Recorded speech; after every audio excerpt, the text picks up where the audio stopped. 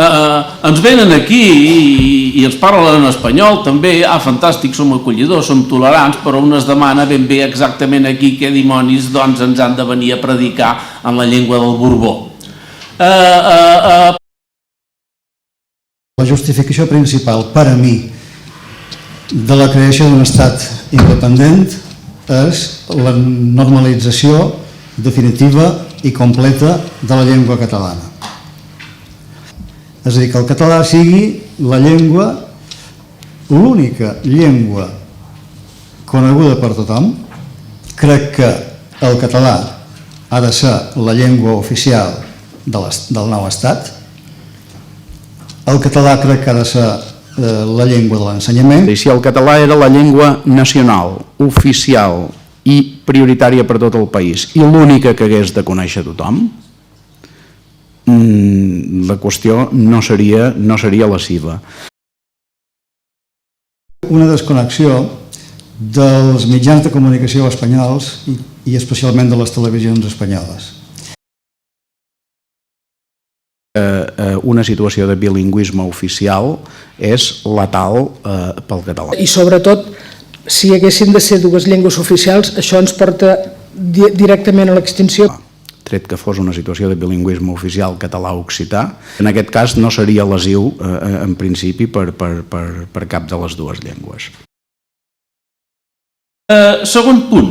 En cap cas, en aquesta República Catalana, no es podrà al·legar ignorància de la llengua del país com a motiu d'indefensió jurídica ni de cap altra mena.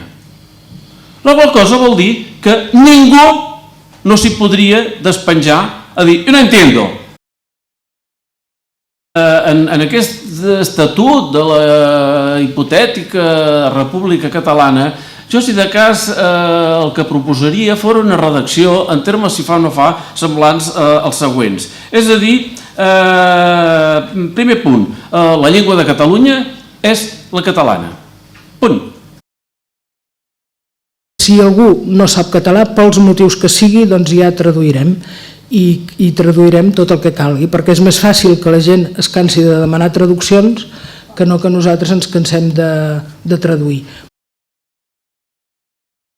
Diríem que tindria un toc de reconeixement de les principals minories sobrevingudes, per dir-ho d'alguna manera. L'espanyol no ha de ser una llengua obligatòria. Aleshores, l'espanyol, que tanta de població hispanòfona, sí, però és que hores d'ara, i això ho té molt estudiat també la Carme Junyent, que a Catalunya sembla ser que s'hi parla més de 200 llengües. Si entrem en l'àmbit de declarar no oficial, el greuge comparatiu... Més del 10%. Sembla que si ens atenim a les xifres són un 12,5% de catalans no tenen ni el català ni el castellà com a primera llengua. I aquests catalans que van jugar el seu paper en els, no sé si puc dir primers anys o primers dies del procés, vull dir que els van utilitzar com van voler, després s'han ignorat totalment, ja prescindeixen i no sé si sembla que fan nosa, però en tot cas ja no se'n parla. Abans he vist que hi havia el sex de súmate perquè ara ja estan col·locats. Ara resulta que s'han de sumar. Una vegada vaig fer un article apel·lant explícitament a súmate perquè si entreu a la seva pàgina web i veieu què diuen de política lingüística, la veritat és que fa por. L'italià hauria de ser oficial a Formentera 3 mesos. I no és una broma.